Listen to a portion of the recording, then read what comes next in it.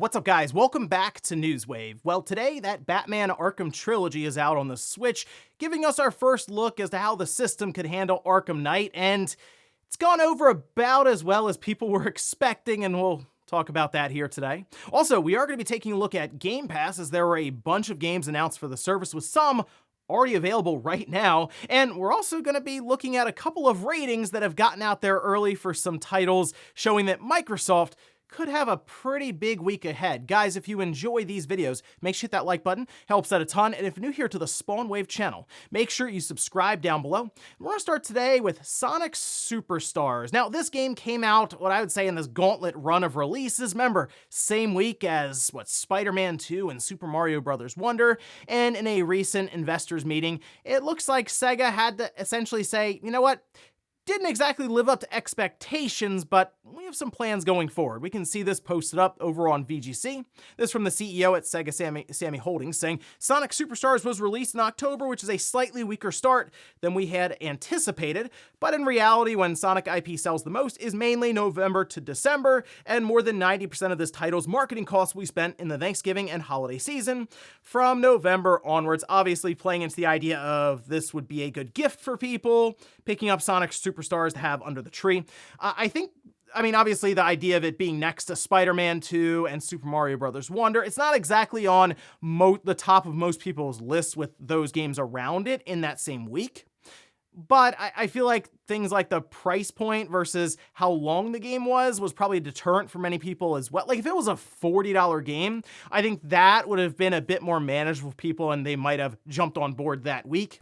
In this case, waiting for a sale and then maybe even picking it up over the holiday season, I think it's going to make sense for more people. And the fact that they'll have the marketing set up to really make that push towards the end of the year, I think it'll all come together for Sonic Superstars to at least climb to Sega's expectations and what they were looking for. Also, sticking with Sonic, we did have a new Sonic movie announced for next year, and there's a little detail there that I noticed that was kind of interesting. We can see this was posted up. This over on the Sonic the Hedgehog account, saying off and running Sonic Movie 3, only in theaters, December 20th, 2024, and you see a little card down there next to, well, obviously, Shadow. It says 48 frames per second, so I guess they couldn't quite get Sonic 3 at 60 FPS. Now, obviously, it's going to have that effect that, like, The Hobbit, for example, had, where it looks a little too smooth, but something like a Sonic movie, where obviously it's moving very, very fast, makes sense for that. Also, the logo people were lining up, kind of reminiscent of Sonic Adventure 2, which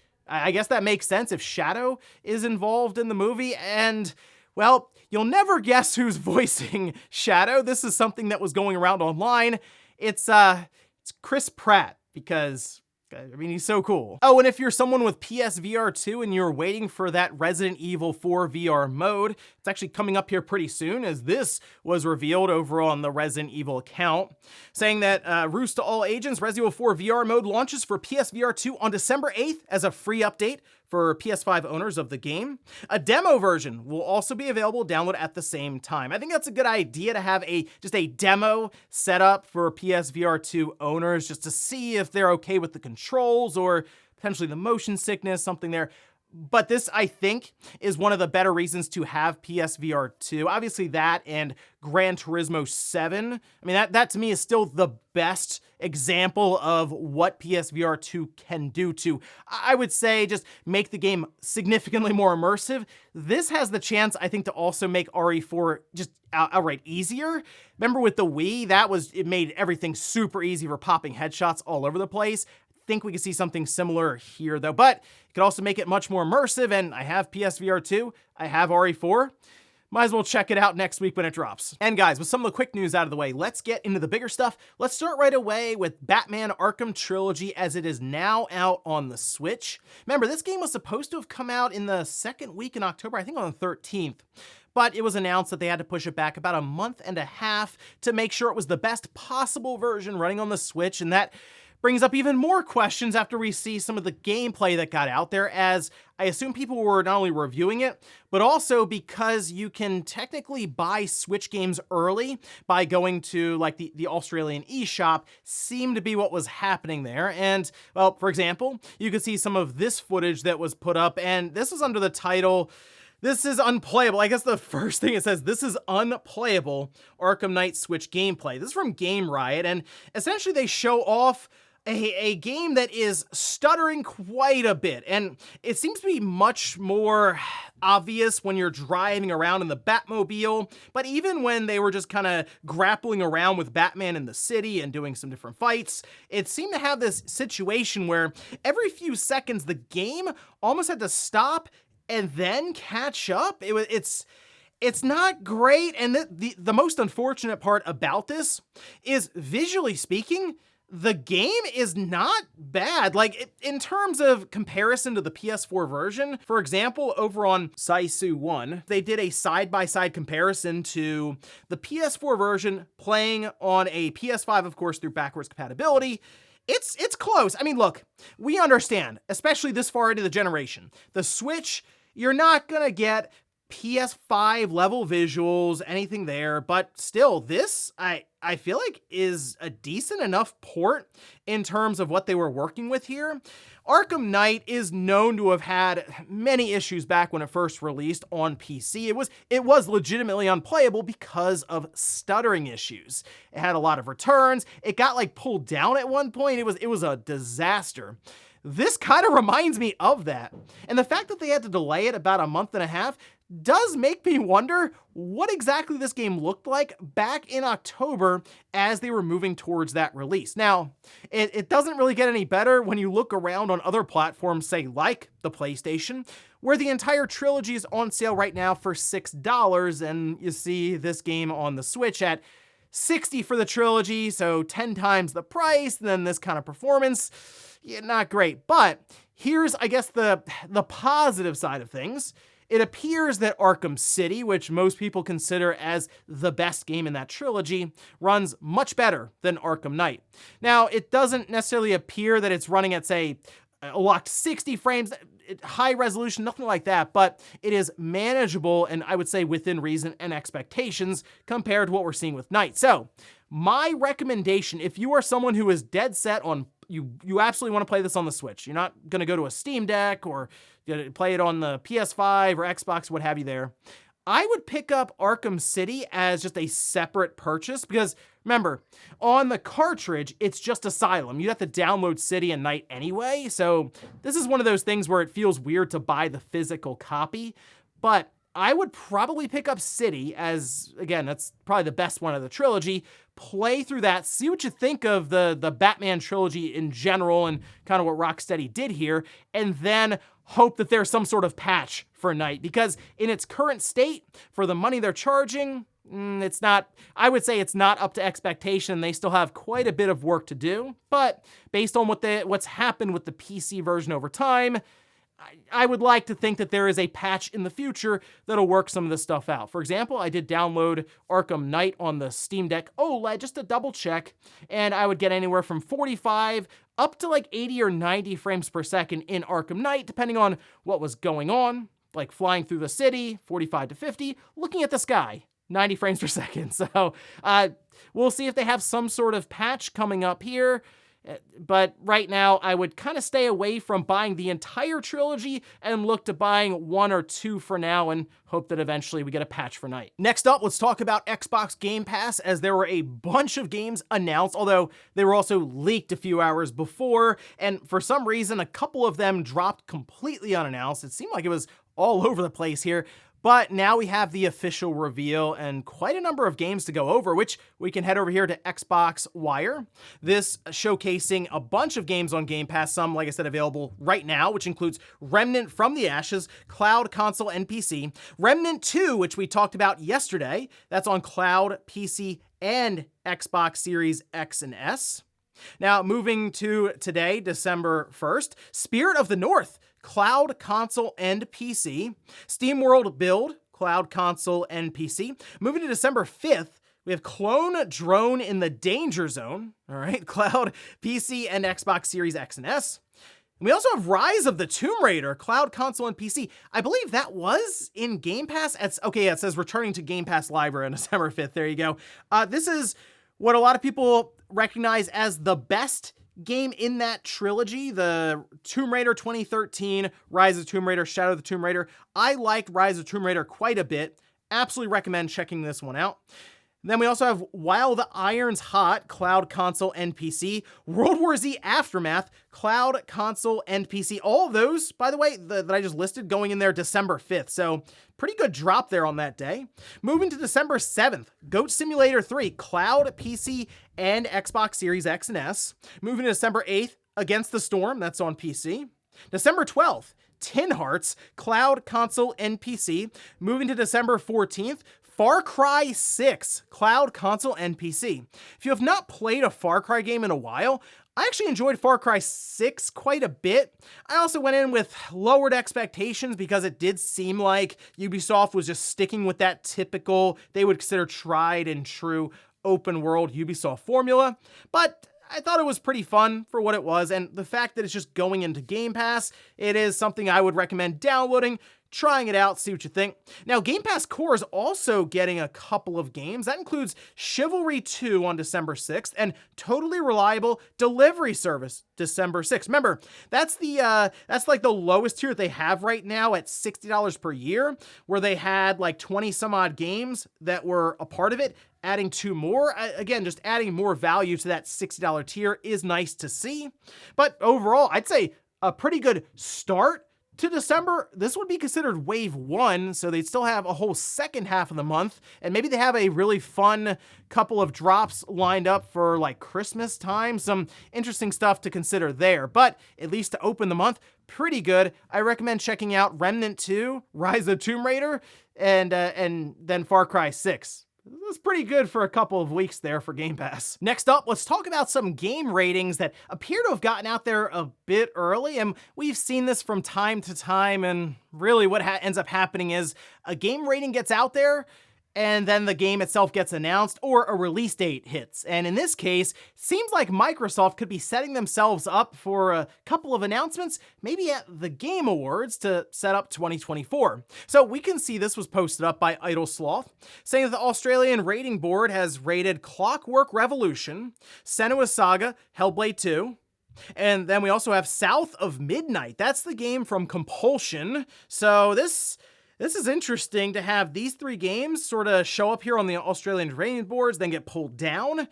Not necessarily like, the idea of them getting rated, obviously that's going to happen, but because they're being rated, like Clockwork Revolution, South of Midnight, could those be revealed as 2024 titles?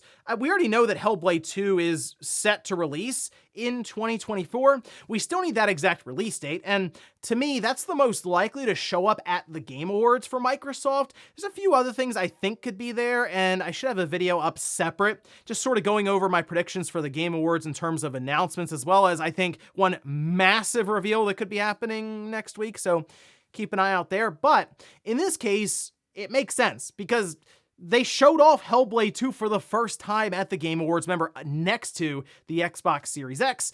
So bring the whole thing full circle and just drop the release date here for Hellblade 2 and start to set up 2024 that I think will be a pretty good year for Microsoft overall, especially if we're looking at these 3 games here right off the bat, maybe being talked about and shown a bit more. I don't know if all 3 of these are going to end up in the first half of 2024, but if they're sprinkled throughout the year along with maybe a few other surprises, could be pretty strong for Microsoft from a first-party standpoint. So definitely keep an eye on this heading into the Game Awards next week. And in our last bit of news, let's talk about the Famitsu sales charts. And the big thing I wanted to look for here is how Super Mario RPG would do going into its second week. We're expecting a drop-off, as usual, from opening week on, but how substantial would that drop-off be? Well, we can see this posted up. Over on Install Base Forum, they have the top 10 lined up here.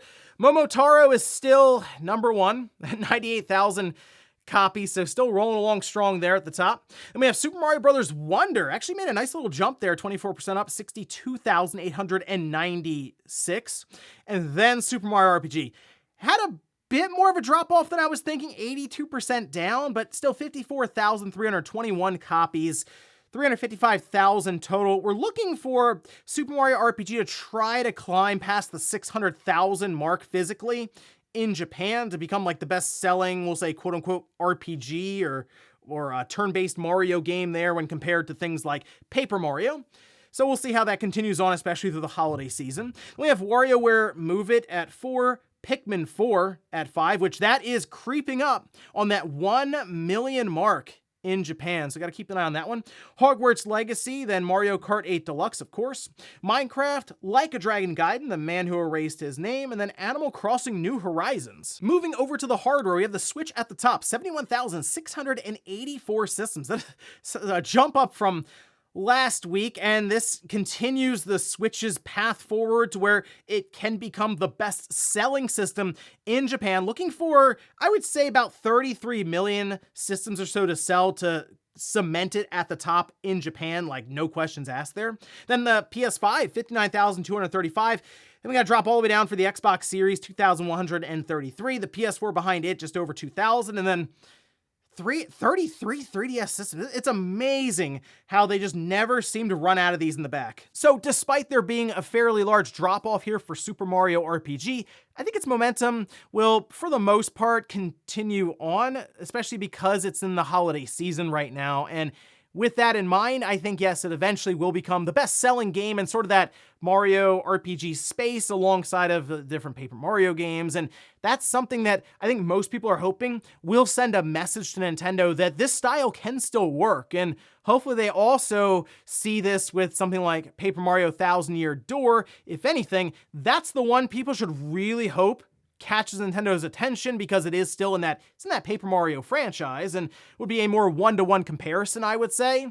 So we'll see there. But based on the sales for Mario RPG, I'm at least becoming more optimistic for how Paper Mario Thousand Year Door will perform, and we'll see if that again continues to send the message to Nintendo that the turn-based RPG, that gameplay still works. You don't have to get overly creative and kind of go the path they have with Paper Mario. So we'll see how that does as we get into 2024, but to me, so far, looks pretty good for Super Mario RPG in Japan. And before we go to the comment of the day, we're gonna take a look at the poll that I posted up yesterday, which is Game of the Year Madness Day 13, Dead Space versus RoboCop, and well, hey, Dead Space just pretty much ran right over RoboCop there, but kind of expected. Dead Space, a storied franchise, high quality remake that was done here by EA, so it makes sense that would move on. But I'm very curious about today's matchup because it's Star Ocean versus Final Fantasy. Well, Second Story versus 16 to be more specific, and